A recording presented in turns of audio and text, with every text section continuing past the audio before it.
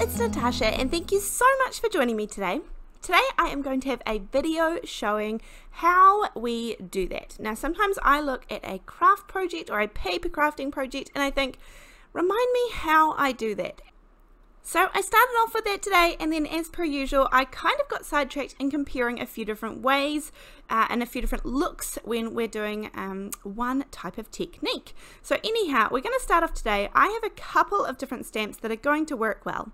This one is the Woodware Pretty Flutterby. This is a smaller stamp set, so it has a great price point with a gorgeous butterfly that you can use for so many things. I also found in my collection, this is the Mariposa collection by Lou Collins, and she has this gorgeous butterfly. There is also all of the stamps that you can fill in for her one there, but for this one I'm just going to use this little butterfly today. You could use anything, doesn't have to be butterflies, but what is good is to use a stamp that has some solid area and then some open area. Now I'm going to be stamping on book text today. That came from the Lou Collins paper pack as well. I have an inkling this is sold out, but any background that you want to shine through, anything that you want to kind of still see. Now originally I thought when I first started crafting that this was done by masking. However, masking is a risky little business due to leaking and seeping under and things, and so this is the way that I find the best results if you want whatever background is to peep through clearly. So I'm going to be doing some embossing. This is the Make a Forte embossing ink that I use, and I love this one. I wanted to get a little bit of dimension on my embossing, so I'm actually going to do this in my stamping platform. So I have popped my butterfly kind of in the middle, and this gives me a little bit of options later on when I'm thinking about how I want to pop this on my card front.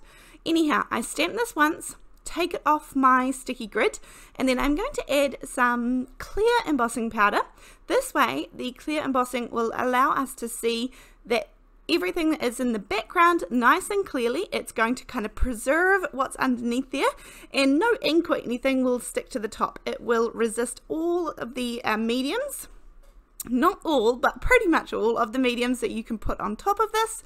And so that makes it a really fun way to preserve the look of underneath. As I said, this is more reliable in my opinion than doing masking, although I have done a video where I did masking for this as well, and it does work, but I think it's worth investing in the right masking paper. Now that's a whole nother topic, and I've talked about that in a fair few videos, but today we are focusing on embossing to preserve what's underneath. So as I said, I wanted to gain a little bit of dimension with my embossing. So I'm going to pop this back into my stamping platform, re-stamp again on top of this with the same embossing ink, and then again add another layer of clear embossing powder. This will make our embossing much clearer. It gives it a slight little bit of dimension, and I know it's really hard to see, but I am melting the embossing powder, making sure that it's all melted and just got a little bit of a shine to it, and then we will be ready to move on. Now on my channel I really like to advocate for the fact that there are so many different ways to do things. There are so many different ways, and you can use what you have in your stash. So I always say when it comes to colouring things in, honestly, use what you are comfortable with, what you have available to you.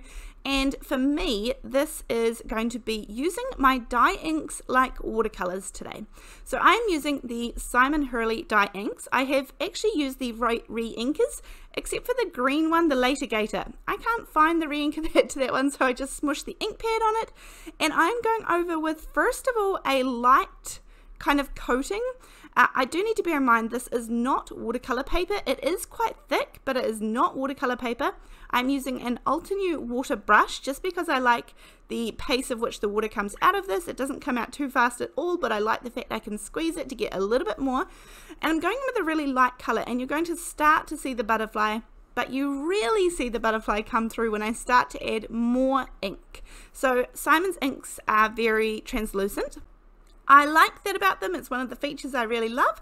But if I were to, say, water down acrylic paints or something like that and use those as watercolors, I've done that just a few videos ago. I went on a real kick about using acrylic paints. I absolutely love them, and you can water them down and use them very similar to watercolors, and they have some fantastic properties, including that they dry permanent. But if you were to use those, you might get a little bit more of an opaque look to your paints rather than such so translucent as these ones. So I have gone over this with a darker kind of layer of the ink, and you can see that gorgeous butterfly shining through. I love that you can see the book text. I love that we haven't gotten rid of that, but I do really like this look. Now this is where I kind of went off on a tangent. This feels like the story of my life when I'm crafting, but I decided that I wanted to show you a comparison of what this would look like if you were to stamp this in, for example, a black ink, and then sort of do a similar process. Now obviously the black ink is going to cover the text behind it. So I like the idea that I'm going to make the butterfly really bold, but because of the inks or the coloring mediums that I'm going to use, you're still going to be able to see the book text behind it. So I thought that this was just another option that we could cover off, and I'm going to stamp this in some VersaFine Onyx black ink. I'm actually going to double stamp this, and we just get a beautiful crisp black ink stamp. I absolutely love this ink. I am going to do the same thing and cover this in just one layer of embossing powder. I didn't think I needed to do two for this one, and this means that everything is waterproof. I can't smudge anything. I can't have any accidents. No matter what the ink says on the container, I know that I am safe if I add some embossing powder over top. So once I melt this, it definitely makes that gorgeous butterfly stand out already. So don't get me wrong, these are kind of different techniques, however, that we're achieving a similar look, and I just thought I would give you a good comparison. Now, in the spirit of using exactly what you have, I thought for this one I would use a different coloring medium. So I dove into my children's art supplies, and I have bought out a little packet of these watercolor pencils. These ones are Faber-Castell, and I suspect these are old. My kids never really got into using these at the moment, although my daughter prefers watercolor pens.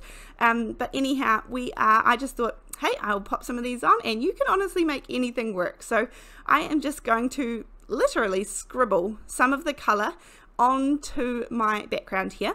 I'm going over the black. I am really scribbling, doing a similar pattern that I did with the first inks, just to give you a good comparison. And can I just say, although this is not watercolor paper, these pencils are moving beautifully, and I can move these inks around. There are no lines from where I scribbled with the sticks, scribbled with the pencils, which I absolutely love when they all disappear, and I quite like this one too. In fact, I probably like this one a little bit better. So anyhow, a couple of different examples that I really love. You could play around with using more opaque inks for the right hand version of this, I think, and that would also look maybe a little bit better, but I love both of these for different reasons. One is more subtle and one is a little bit more bold. So for today, I'm going to take this gorgeous big black stamped one, and I am going to make this into a sympathy card. I love the idea of the gorgeous butterfly and kind of the worn book text behind it, but the bright colors coming through as well. When I create a background like this, I really want to keep this the focal point, so what I'm going to do is trim this down a little bit. I'm going to have this one be a landscape card. I thought that it just means I can include more of the book text rather than having it portrait. I have my leaf canopy stamp set here. This is probably my all-time favorite of the last year or two, and I'm going to use a little sentiment from here. I love the sentiments, I love the stamps. This one was sold out. It keeps getting sold out over and over again. It has been so popular, and I can absolutely see why. I'm stamping this out in the same ink that I stamped the butterfly, so this is the VersaFine Onyx Black. I stamp it a couple of times because if you know me, I will definitely ruin one if I just stamp one. I cut this out with my long bladed scissors, but you can use a trimmer if that's how you feel more comfortable. Now I did leave a little bit of a border around this one because I'm actually going to line this with a little black border because I want this to stick out. Now the background is quite busy of our card here, so we do need this to definitely shine through still. We don't want the sentiment to get lost. I'm using a little bit of mint tape even on this tiny little rectangle, and I just use the mint tape, which is a low tack tape, to create a little border, and then I just use a black pen, a nice black dark pen, and I'm going to just create that little border around the outside, and that is just instead of using an actual matting layer. And then for the butterfly, I love the look, but I think I wanted a little bit more of a border. So I'm going to use Vintage Photo Distress Oxide ink and just quickly go around the edges. I don't want this to be too intense because I don't have my sentiment. I've gone with black and a black border rather than brown like this, but I think this goes together just fine in the end.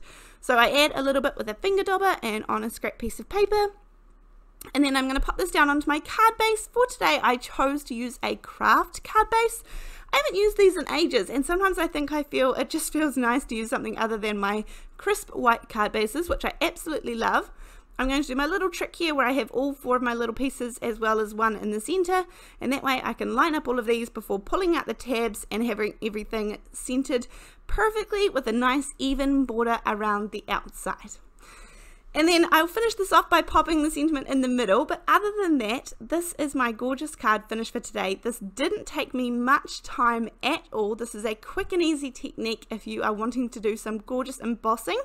If you were inspired by this card today or any of my videos, then come on over and join our Facebook group. It's called Come Crafting with Natasha, and we have an amazing supportive community there. I am so grateful for all of your support. It just means the world. The comments down below, I love reading through them. I appreciate every one of them. As usual, I will have links down below. You'll also find my snail mail links and links to help me out and support my channel. Thank you so much for joining me, and I will see you in the next video. Thanks, bye!